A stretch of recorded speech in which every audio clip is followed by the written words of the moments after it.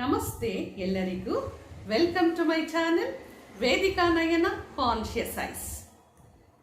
ಇವತ್ತು ನಾನು ತುಂಬಾನೇ ಒಂದು ಪವರ್ಫುಲ್ ಆಗಿರುವಂಥ ಸನಾತನ ಸ್ವಿಚ್ ವರ್ಡ್ ಅಥವಾ ವೇದಿಕ್ ಸ್ವಿಚ್ ವರ್ಡ್ ಅಥವಾ ಒಂದು ರಿಚುವಲ್ನ ನಾನು ತಗೊಂಡು ಬಂದಿದ್ದೀನಿ.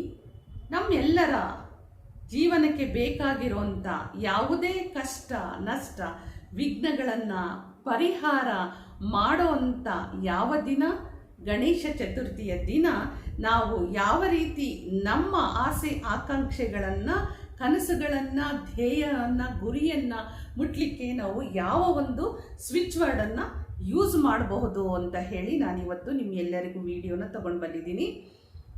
ಇದನ್ನು ನೀವು ಎಲ್ಲರೂ ಎಷ್ಟು ನಂಬಿಕೆ ವಿಶ್ವಾಸದಿಂದ ಮಾಡ್ತಿರೋ ಉತ್ತರ ಅಂತೂ ಅಷ್ಟೇ ಖಡಾಖಂಡಿತವಾಗಿ ನಿಮ್ಮೆಲ್ಲರಿಗೂ ಉತ್ತರ ಸಿಕ್ಕೇ ಸಿಗುತ್ತೆ. ಯಾಕಂದರೆ ನಾವು ಪ್ರಥಮ ಪೂಜೆ ಆರಂಭದ ಪೂಜೆ ಅಂತ ಅಂದ್ರೇನೆ ನಾವು ಮಹಾಗಣಪತಿಗೆ ಪೂಜೆಯನ್ನು ಮಾಡೋವಂಥದ್ದು. ಪ್ರತಿಯೊಬ್ಬರ ಜೀವನದಲ್ಲಿ ಯಾವುದೇ ಒಂದು ಅಡೆತಡೆ ಇದೆ, ವಿಘ್ನಗಳಿದೆ ಅಂದರೆ ನಾವು ವಿಘ್ನೇಶ್ವರನ ಮೊರೆ ಹೋಗ್ತೀವಿ. ವಿಘ್ನ ನಿವಾರಕನ ಒಂದು ಪೂಜೆಗಳನ್ನು ಮಾಡುವಂಥದ್ದು, ದೇವಸ್ಥಾನಗಳಿಗೆ ಹೋಗುವಂಥದ್ದು, ಗಣಪತಿಗೆ ನಾವು ಪ್ರಾರ್ಥನೆ ಶ್ಲೋಕ ಮಂತ್ರ ಗಣ ಹೋಮ ಇವೆಲ್ಲವನ್ನು ನಾವು ಮಾಡಿಕೊಂಡು ನಮ್ಮ ಸನಾತನ ಧರ್ಮದಲ್ಲಿ ನಮ್ಮ ಒಂದು ಇದರಲ್ಲಿ ಶಾಸ್ತ್ರಗಳಲ್ಲಿ ನಾವು ಮಾಡ್ಕೊಂಡು ಬಂದಿದ್ದೀವಿ. ಹಾಗೆ ನಾಳೆ ಅಂದರೆ ಸೆಪ್ಟೆಂಬರ್ 7ನೇ ತಾರೀಕು ಗಣಪತಿ ಹಬ್ಬವನ್ನು ನಾವು ಎಲ್ಲರೂ ಆಚರಣೆ ಮಾಡ್ತಾ ಇದ್ದೀವಿ. ಇವತ್ತು ಸಹ ನಮ್ಮ ಎಲ್ಲರ ಕಷ್ಟಗಳನ್ನು ನಿವಾರಣೆ ಮಾಡುವಂಥ, ಎಲ್ಲರ ದುಃಖಗಳನ್ನು ನಿವಾರಣೆ ಮಾಡುವಂಥ, ಯಾರಿಗೋ ಏನು ನಾನು ಎಷ್ಟು ಪ್ರಯತ್ನ ಪಟ್ಟರೂ ನಮಗೆ ಅಡೆತಡೆ ಇದೆ, ಕಷ್ಟಗಳಿದೆ, ಇದನ್ನು ಹೇಗಪ್ಪ ನಾವು ಪಾರು ಮಾಡ್ಕೊಳ್ಳೋದು ಅಂತ ಯಾರೆಲ್ಲ ಯೋಚನೆ ಮಾಡ್ತಾ ಇದ್ದೀರಿ ಅವ್ರು ಎಲ್ಲರಿಗೂ ನಾನು ತುಂಬಾ ಒಂದು ಶಕ್ತಿಯುತವಾದ ಒಂದು ರಿಚುವಲ್ ಅಂತಲೇ ನಾನು ಹೇಳ್ಬೋದು. ಪರಿಹಾರವನ್ನು ಮ್ಯಾನಿಫೆಸ್ಟೇಷನ್ ಯಾವ ರೀತಿ ಮಾಡ್ಕೊಳ್ಬೇಕು ಗಣಪತಿ ಹಬ್ಬದ ದಿನ ಅಂತ ಹೇಳಿ ನಾನು ತಗೊಂಡು ಬಂದಿದ್ದೀನಿ. ಇನ್ನು ಗಣಪತಿ ಬಗ್ಗೆ ವಿಘ್ನ ನಿವಾರಕನ ಬಗ್ಗೆ ನಾವು ಸಾಕಷ್ಟು ಹೇಳಬಹುದು. ಆದರೆ ಎಲ್ಲರಿಗೂ ಸನಾತನ ಧರ್ಮವನ್ನು ಪಾಲನೆ ಮಾಡುವಂಥವರಿಗೆ ಗಣಪತಿ ಬಗ್ಗೆ ಗಣೇಶನ ಬಗ್ಗೆ ನಾವು ಏನೂ ಹೇಳಕ್ಕೆ ಸಾಧ್ಯನೇ ಇಲ್ಲ. ಎಲ್ಲರಿಗೂ ಆ ಒಂದು ಜ್ಞಾನವನ್ನು ಆ ಗಣಪತಿಯೇ ಎಲ್ಲರಿಗೂ ಕೊಟ್ಟಿದ್ದಾನೆ. ಹಾಗಾಗಿ ನಾನು ನಿಮಗೆ ನಾಳೆ ಏನು ಮಾಡ್ಕೊಳ್ಬೇಕು, ಸೆಪ್ಟೆಂಬರ್ 7ನೇ ತಾರೀಕು ನಾವು ಏನು ಮಾಡ್ಕೋಬೇಕು ಅದರ ಬಗ್ಗೆ ನಿಮ್ಗೆಲ್ಲರಿಗೂ ಇವತ್ತು ಬಹಳ ಬೇಗ ವಿಡಿಯೋನ ಮುಂದುವರಿಸ್ಕೊಂಡು ಹೋಗೋಣ ಬನ್ನಿ. ನೋಡಿ, ನಾವು ನಾಳೆ ಗಣಪತಿ ಹಬ್ಬವನ್ನು ನಾವು ಎಲ್ಲರ ಮನೆಯಲ್ಲೂ ನಾವು ಗಣಪತಿಯನ್ನು ಅಂದರೆ ಮೂರ್ತಿಯನ್ನು ತಗೊಂಡು ಬಂದು ಪ್ರತಿಷ್ಠಾಪನೆ ಮಾಡಿಬಿಟ್ಟು ಹಬ್ಬವನ್ನು ಮಾಡ್ತೀವಿ. ಎಷ್ಟೋ ಮನೆಗಳಲ್ಲಿ ಹಾಗೆ ಮನೆಯಲ್ಲಿಯೇ ಈ ಬೆಳ್ಳಿ ವಿಗ್ರಹ, ಕಂಚಿನ ವಿಗ್ರಹ, ಪಂಚಲೋಹದ ವಿಗ್ರಹಗಳನ್ನು ಇಟ್ಕೊಂಡು ಮನೆಯಲ್ಲಿ ಆ ಥರನೂ ಪೂಜೆ ಮಾಡ್ತಾರೆ. ಇನ್ನು ಕೆಲವರು ಗಣಪತಿ ಫೋಟೋ ಅಂತೂ ಎಲ್ಲರ ಮನೆಯಲ್ಲೂ ಇದ್ದೇ ಇರುತ್ತೆ. ಗಣಪತಿ ಫೋಟೋವನ್ನು ಇಟ್ಕೊಂಡು ಶಾಸ್ತ್ರೋಕ್ತವಾಗಿ ಅಲ್ಲೂ ಕೂಡ ಹಬ್ಬವನ್ನು ಆಚರಣೆ ಮಾಡ್ತೀವಿ.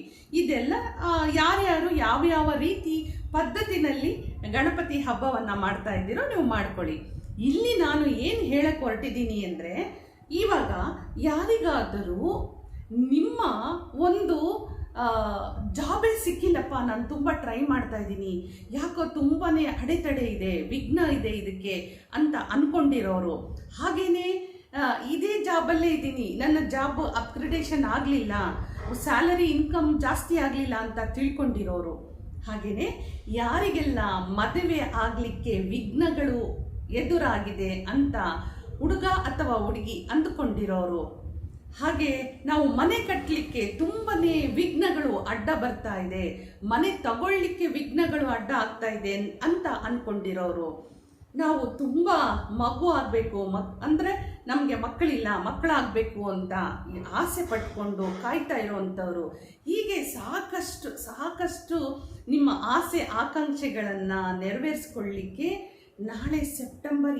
7ನೇ ತಾರೀಕು ನೀವು ಗಣಪತಿ ಹಬ್ಬದ ದಿನ ಯಾವ ಸ್ವಿಚ್ ವರ್ಡ್ನ ಯೂಸ್ ಮಾಡಬೇಕು, ಹಾಗೆ ಯಾವುದೆಲ್ಲ ಮಾಡಬೇಕು ಅನ್ನೋದನ್ನು ನಾನು ಈ ವಿಡಿಯೋ ಮುಖಾಂತರ ಎಲ್ಲರಿಗೂ ನಾನು ನನ್ನ ಒಂದು ಗಣೇಶ ಚತುರ್ಥಿಯ ಒಂದು ಶುಭಾಶಯಗಳನ್ನು ಹೇಳ್ತಾ, ಈ ದಿನ ನಾನು ಎಲ್ಲರಿಗೂ ಕೊಡ್ತಾ ಇರೋವಂಥ ಯಾವ ಒಂದು ಸ್ವಿಚ್ ವರ್ಡ್ ಅದು ಗಮ್ ಗಮ್ ಗಮ್ ಈ ಒಂದು ವೇದಿಕ್ ಸ್ವಿಚ್ ವರ್ಡನ್ನು ನೀವು ಯೂಸ್ ಮಾಡಿ. ಈ ಸ್ವಿಚ್ ವರ್ಡ್ ಯೂಸ್ ಮಾಡೋದಕ್ಕಿಂತ ಮೊದಲು ನಾನು ಎಲ್ರಿಗೂ ಒಂದು ಸಣ್ಣ ಒಂದು ಟೆಕ್ನಿಕ್ನ ಹೇಳ್ಕೊಡ್ತೀನಿ. ಏನದು ಅಂತ ಹೇಳಿದರೆ, ಗಣಪತಿ ಕೂಡ ಮಹಾಗುರು. ಹಾಗಿರುವಾಗ ಗಣಪತಿಗೆ ನಾವು ಈ ಹಳದಿ ಒಂದು ವಸ್ತ್ರವನ್ನು ಇಟ್ಬಿಟ್ಟು ಪೂಜೆ ಮಾಡಿ ಅಂತಲೇ ಎಲ್ಲರೂ ಹೇಳ್ತಾರೆ. ಯಾಕಂದರೆ ಗುರುನೇ ಅಂತ, ಗುರುಗೆ ಒಂದು ಹಳದಿ ಒಂದು ಹೂವು, ಹಳದಿ ವಸ್ತ್ರ, ಹಳದಿಯಾಗಿ ನಾವು ಏನೇನೆಲ್ಲ ಒಂದು ಪೂಜೆ ಮಾಡ್ತೀವೋ ಅದೆಲ್ಲದೂ ಹಳದಿಯಲ್ಲಿ ಇರಬೇಕು ಅಂತ ಹೇಳಿ, ಅಕ್ಷತೆ ಕಾಳು ಕೂಡ ಹಳದಿಯಾಗಿ ನಾವು ಅಂದರೆ ಅರಿಶಿಣದ ಅಕ್ಷತೆ ಕಾಳನ್ನು ಸಹ ನಾವು ಅರ್ಪಣೆ ಮಾಡಬೇಕು ಅಂತ ಹೇಳಿ. ಹಾಗೆಯೇ ನಿಮ್ಗೆಲ್ಲರಿಗೂ ಗೊತ್ತಿದೆ, ಗಣಪತಿಗೆ ತುಂಬ ತುಂಬ ಶ್ರೇಷ್ಠವಾದದ್ದು ಗರಿಕೆ. ಅದನ್ನು ದೂರ್ವ ಅಂತಲೂ ನಾವು ಕರಿತೀವಿ. ಈ ದೂರ್ವ ಅಥವಾ ಗರಿಕೆಯನ್ನು ನೀವು ಅರ್ಪಣೆ ಮಾಡುವಂಥದ್ದು. ಬಿಳಿ ಎಕ್ಕದ ಹೂವು ತುಂಬಾ ಶ್ರೇಷ್ಠ. ಬರೀ ಬಿಳಿ ಎಕ್ಕದ ಹೂವು ಅಂತ ಮಾತ್ರ ತಿಳ್ಕೊಳ್ಬೇಡಿ, ಬಿಳಿ ಎಕ್ಕದ ಎಲೆಯ ಕೂಡ ಶ್ರೇಷ್ಠ. ಅದು ಸಿಕ್ಕರೆ ನಿಮಗೆ ನಿಜವಾಗ್ಲೂ ಈ ವರ್ಷ ತುಂಬ ಗಣಪತಿಯಿಂದ ಬಂಪರ್ ಡ್ರಾನೆ ಸಿಕ್ಕಿದೆ ಅಂತ ತಿಳ್ಕೊಳ್ಳಿ. ಬಿಳಿ ಎಕ್ಕದ ಆ ಎಲೆ ಕೂಡ 21 ಎಲೆಯನ್ನು ನೀವು ಗಣಪತಿ ಪಾದಕ್ಕೆ ನಿಮ್ಮೆಲ್ಲ ಆಸೆಗಳನ್ನು ಇಟ್ಕೊಂಡು ಅರ್ಪಣೆ ಮಾಡಿದರೆ ಟ್ರೆಮೆಂಡಸ್ ರಿಸಲ್ಟು ನಿಮ್ದಾಗುತ್ತೆ. ಹಾಗೆಯೇ ಹೈಬಿಸ್ಕಸ್ ಅಂತ ಕರಿತೀವಿ ಅಲ್ವಾ, ದಾಸವಾಳದ ಹೂವು, ಕೆಂಪು ದಾಸವಾಳ ತುಂಬ ಶ್ರೇಷ್ಠ ಆಗುತ್ತೆ. ಹಾಗೆ ಹಳದಿ ಹೂವು ಅಂದರೆ ಸೇವಂತಿಗೆ ಅಂತ ನಾವೇನು ಕರಿತೀವಿ ಕೂಡ, ಅದು ಕೂಡ ತುಂಬ ಶ್ರೇಷ್ಠವಾದದ್ದು. ಇದೆಲ್ಲ ಅಂತೂ ನೀವು ನಮ್ಮ ಸನಾತನ ಧರ್ಮದಲ್ಲಿ ಸಾಕಷ್ಟು ಗಣಪತಿ ಪೂಜೆ ಮಾಡುವಾಗ ಎಲ್ಲರಿಗೂ ಇದು ಇರೋವಂಥ ಜ್ಞಾನನೇ. ಆದರೆ ನಾನು ಈ ಒಂದು ವಿಡಿಯೋದಲ್ಲಿ ಇದನ್ನೆಲ್ಲವನ್ನು ನೀವು ಅರ್ಪಣೆ ಮಾಡಿ, ಇದರೊಟ್ಟಿಗೆ ನೀವು ಯಾವ ರಿಚುವಲ್ನ ಫಾಲೋ ಮಾಡಬೇಕು, ಮ್ಯಾನಿಫೆಸ್ಟೇಷನ್ ಹೇಗೆ ಮಾಡ್ಕೊಳ್ಬೇಕು, ಒಂದು ಯೆಲ್ಲೋ ಶೀಟನ್ನು ತಗೊಳ್ಳಿ ಆಯಿತಾ. ಪ್ಲೇನ್ ಆಗಿರೋಂಥ ಒಂದು ಯೆಲ್ಲೋ ಶೀಟು, ಅದು ಇಷ್ಟುದ್ದನೇ ಇರಬೇಕು, ಇಷ್ಟು ಅಗಲನೇ ಇರಬೇಕು, ಆ ಥರ ಯಾವ ಕನ್ಫ್ಯೂಷನ್ನು ಬೇಡ. ಒಂದು ಯೆಲ್ಲೋ ಶೀಟನ್ನು ತಗೊಳ್ಳಿ. ಆ ಯೆಲ್ಲೋ ಶೀಟಲ್ಲಿ ರೆಡ್ ಇಂಕಲ್ಲಿ, ರೆಡ್ ಸ್ಕೆಚ್ ಪೆನ್ ಆದರೂ ತಗೊಳ್ಳಿ, ಮೈಕ್ರೋಟಿಕ್ ಪೆನ್ ಅಂತ ಬರುತ್ತೆ ಅದಾದರೂ ತಗೊಳ್ಳಿ. ನಿಮ್ಮ ಅನುಕೂಲಕ್ಕೆ ತಕ್ಕಂತೆ ಒಂದು ಎನರ್ಜಿ ಸರ್ಕಲನ್ನು ನೀವು ಹಾಕಬೇಕು. ಏನು ಹಾಕಬೇಕು? ಒಂದು ಸರ್ಕಲ್ ಹಾಕಿ, ಒಂದು ಯೆಲ್ಲೋ ಶೀಟು, ಅದರಲ್ಲಿ ಒಂದು ರೆಡ್ ಕಲರಲ್ಲಿ ಒಂದು ಸರ್ಕಲನ್ನು ಹಾಕಿ ಈಗ ನೀವು ಯಾವ ರಿಚುವಲ್ನ ಮಾಡಬೇಕು ಅಂದರೆ, ನಿಮ್ಮ ಒಂದು ಆರೋಗ್ಯ ಒಂದು ವೃದ್ಧಿ ಆಗಬೇಕಾ, ಇದು ಸಂಪೂರ್ಣವಾಗಿ ನೀವು ಒಬ್ಬರೇ ಮಾಡ್ಕೊಳ್ಬೇಕಾ, ನಿಮ್ಮ ಹೆಸರನ್ನು ಆ ಸರ್ಕಲ್ ಒಳಗೆ ನಿಮ್ಮ ಹೆಸರನ್ನು ಬರೆಯಿರಿ. ಸರ್ಕಲ್ ಒಳಗೆ ನಿಮ್ಮ ಎಲ್ಲ ರೆಡ್ಡಿಂಕಲ್ಲೇ ಆಗಬೇಕು, ಕನ್ಫ್ಯೂಷನ್ ಬೇಡ. ಸರ್ಕಲಲ್ಲಿ ನಿಮ್ಮ ಒಂದು ಹೆಸರನ್ನು ಬರೆಯಿರಿ. ಹೆಸರನ್ನು ಬರೆದು ನೀವು ಇಲ್ಲಿ ಒಂದು ತುಂಬಾ ಪವರ್ಫುಲ್ ಆಗಿರುವಂಥ ಸ್ವಿಚ್ ವರ್ಡನ್ನು ಕೊಡ್ತಾ ಇದ್ದೀನಿ. ಇದು 2ನೇ ಸ್ವಿಚ್ ವರ್ಡು. ಮೊದಲನೇ ಸ್ವಿಚ್ ವರ್ಡ್ ಕೊಟ್ಟಿದ್ದೀನಿ ಗಮ್ ಅಂತ ಹೇಳಿ, ನಾನು ಮೊದಲನೇ ಸ್ವಿಚ್ ವರ್ಡನ್ನು ಕೊಟ್ಟಿದ್ದೀನಿ. ಈಗ ನಾನು 2ನೇ ಸ್ವಿಚ್ ವರ್ಡನ್ನು ಕೊಡ್ತಾ ಇದ್ದೀನಿ. ಯಾವುದದು ನೋಡಿ, ವಿಘ್ನೇಶ್ವರ ಮ್ಯಾಜಿಕ್ ಬಿಗಿನ್ಸ್ ನೌ. ನೋಡಿ ಹೇಗಿದೆ, ಎಷ್ಟು ಪವರ್ಫುಲ್ ಇದೆ. ನಮ್ಮ ಒಂದು ಜೀವನದಲ್ಲಿ ಬೇಕಾಗಿರೋಂಥ, ನಮ್ಮ ಒಂದು ಅಪ್ಗ್ರೇಡೇಷನ್ ಮಾಡ್ಕೊಳ್ಳಿಕ್ಕೆ ಬೇಕಾಗಿರೋಂಥದ್ದು ಕೊಡಲಿಕ್ಕೆ, ವಿಘ್ನವನ್ನು ನಿವಾರಣೆ ಮಾಡುವಂಥ ವಿಘ್ನೇಶ್ವರನೇ ನಿನ್ನ ಒಂದು ಚಮತ್ಕಾರ ಈಗ ನಡೆಯುತ್ತೆ ನಮ್ಮ ಜೀವನದಲ್ಲಿ ಅಂತ ಹೇಳಿ, ವಿಘ್ನೇಶ್ವರ ಮ್ಯಾಜಿಕ್ ಬಿಗಿನ್ಸ್ ನೌ ಅಂತ ಹೇಳಿ ಈ ಒಂದು ಸನಾತನ ಒಂದು ಸ್ವಿಚ್ ವರ್ಡನ್ನು ನಾನು ನಿಮ್ಗೆಲ್ಲರಿಗೂ ತಗೊಂಡು ಬಂದಿದ್ದೀನಿ. ತುಂಬಾ ಪವರ್ಫುಲ್ ಇದೆ ಇದು.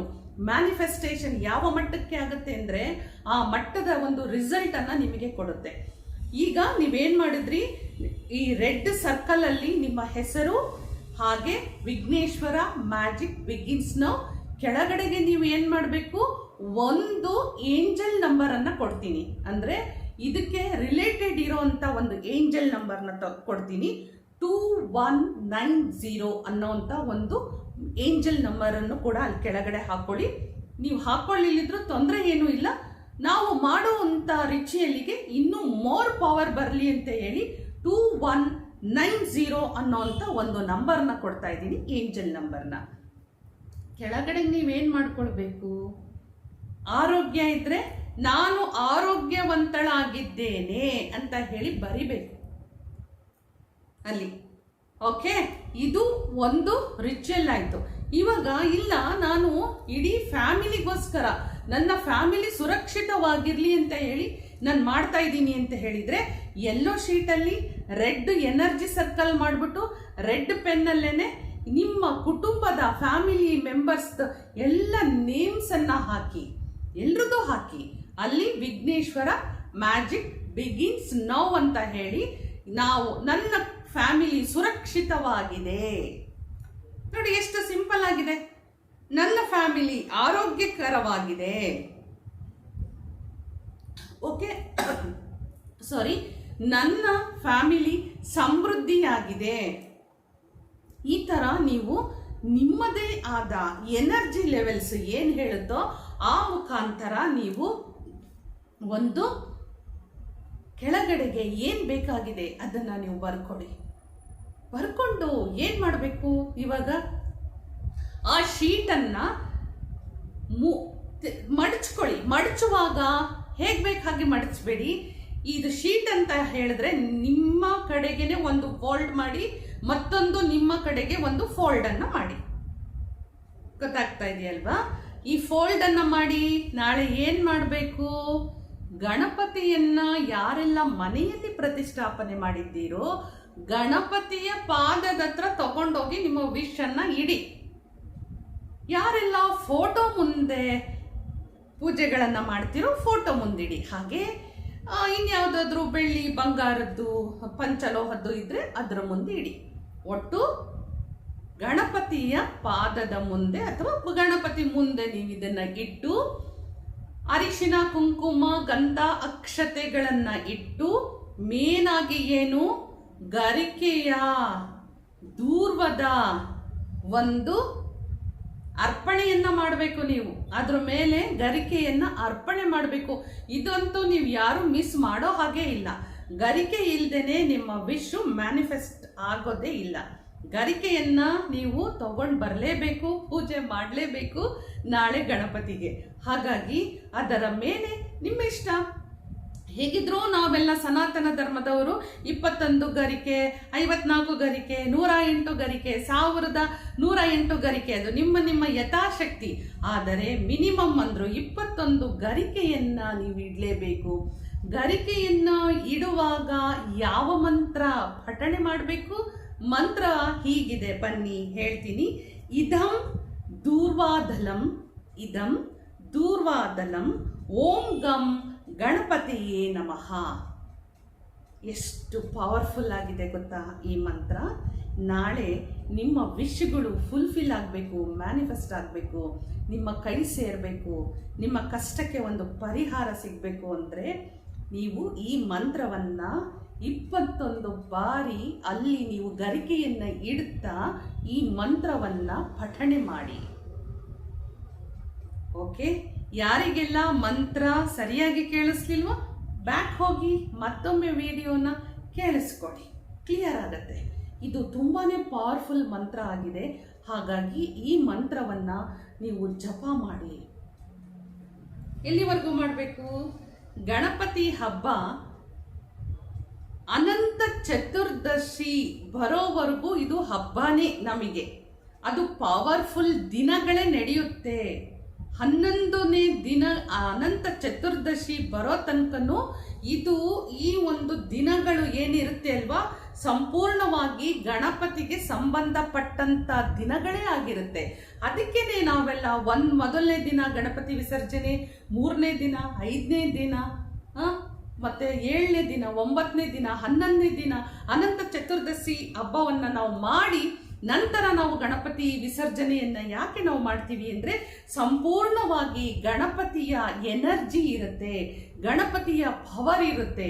ಇಂಥ ಪವರನ್ನು ನಾವು ಯೂಸ್ ಮಾಡ್ಕೊಳ್ಳದೆ ಇರಲಿಕ್ಕೆ ಸಾಧ್ಯನಾ? ಹಾಗಾಗಿ ಇದನ್ನು ನಿರಂತರವಾಗಿ ಮಾಡಿ. ಇವಾಗ ನಿಮ್ಗೆಲ್ಲರಿಗೂ ಡೌಟ್ ಬರುತ್ತೆ. ಏನು ಡೌಟು? ಮೊದಲನೇ ದಿನ ನಾವು ಗಣಪತಿಯನ್ನು ವಿಸರ್ಜನೆ ಮಾಡಿದ್ವಿ, ಹಾಗಿದ್ರೆ ಈ ಒಂದು ನಮ್ಮ ವಿಶ್ ಬರ್ದಿರುವಂಥ ಪೇಪರನ್ನು ಏನು ಮಾಡಬೇಕು? ಈ ಪೇಪರು ಮನೇಲಂತೂ ಗಣಪತಿ ಫೋಟೋ ಇದ್ದೇ ಇರುತ್ತೆ. ಗಣಪತಿ ಫೋಟೋದ ಮುಂದೆ ಇಡಿ, ಅಥವಾ ಮನೆಯಲ್ಲಿ ವಿಗ್ರಹ ಇದ್ರೆ ಅದರ ಮುಂದೆ ಇಟ್ಬಿಟ್ಟು ಮತ್ತೆ ದಿನನಿತ್ಯವೂ 21 ಗರಿಕೆಗಳನ್ನು ಹಾಕ್ತಾ ನಾನು ಕೊಟ್ಟಿರುವಂಥ ಪವರ್ಫುಲ್ ಮಂತ್ರವನ್ನು ಹೇಳ್ತಾ ಹೇಳ್ತಾ ನಿಮ್ಮ ವಿಶ್ ಫುಲ್ಫಿಲ್ ಆಗಿದೆ ಅಂತ ಹೇಳಿ ನೀವು ಯೂನಿವರ್ಸಿಗೆ ಕಳಿಸ್ತಾ ಇರಬೇಕು. ಅಂದರೆ ಗಣಪತಿ ಮುಂದೆ ನೀವು ಸಂಪೂರ್ಣವಾಗಿ ಸರೆಂಡರ್ ಮಾಡ್ಕೊಂಡಿರ್ಬೇಕು. ಇದು ನೋಡಿ, ಒಂದು ಹೇಳ್ತೀನಿ, ಇದು ಮಾಡಿಬಿಟ್ರೆ ಆಗ್ಬಿಡುತ್ತಾ, ಇವ್ರು ಹೇಳಿರೋದೆಲ್ಲ ನಡೆಯುತ್ತಾ ಅನ್ನೋರು ಖಂಡಿತ ಮಾಡಲೇಬೇಡಿ, ನಿಮ್ಮ ಟೈಮ್ ವೇಸ್ಟ್ ಮಾಡ್ಕೋಬೇಡಿ ಅಂತಲೇ ಹೇಳ್ತೀನಿ. ಯಾಕೆ ಅಂದರೆ ಇದಕ್ಕೆ ನಂಬಿಕೆ, ವಿಶ್ವಾಸ ಹಾಗೂ ಗಣಪತಿ ಮೇಲೆ ನಾವಿಟ್ಟೋ ಅಂಥ ಭಕ್ತಿ ತುಂಬ ಮುಖ್ಯ ಆಗತ್ತೆ.